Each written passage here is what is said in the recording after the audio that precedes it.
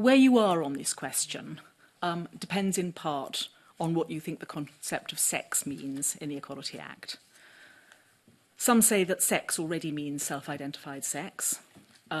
If they're right, getting a gender recognition certificate doesn't change your sex for the purposes of the Equality Act, because your sex for the purposes of the Equality Act is already whatever you say it is. I think that position is legally untenable.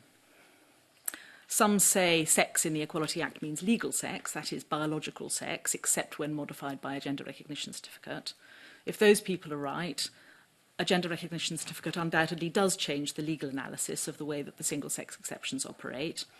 But in my view, it's difficult to imagine real circumstances in which it would change the outcome of that analysis. So it changes the route, but in my view, it almost never or almost never will change the destination. And the reason for that is that the single-sex exceptions in the Equality Act are justified or not justified as a matter of practical impact, not as a matter of certification. I want to make that concrete because I think it's important to think about the consequences of proposed legislation in very concrete terms. So if I, as a woman, look up while drying myself in the women's open plan changing room at the swimming pool and meet the eye of a naked male person, my feelings are going to be some mixture of surprise, embarrassment, anger, and fear.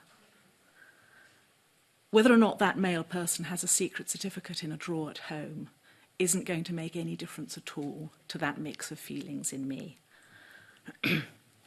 Most of the exceptions are variations on that theme. They're conditioned by a recognition of the needs and feelings of the general user of single-sex spaces. It's bodies, not identities, and not certificates that affect those needs and feelings. My own view, picking from those three possible interpretations of what sex means in the Equality Act, is that sex in the Equality Act simply means biological sex. The consequence of that is that nothing about the way the sex discrimination provisions work is affected by whether someone has a gender recognition certificate or not. For these purposes, they remain of their biological sex. But we have yet to learn which of these three views is right. And these are tangled and difficult questions on which reasonable people, even reasonable lawyers, can disagree. I believe that Karen and I disagree on this specific point to start with. And I'm sure Karen and I and Sharon probably have three different views on these questions.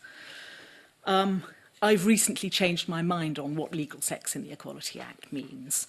I was in the legal sex camp, that is, biological sex as modified by our gender recognition certificate, until a few days ago.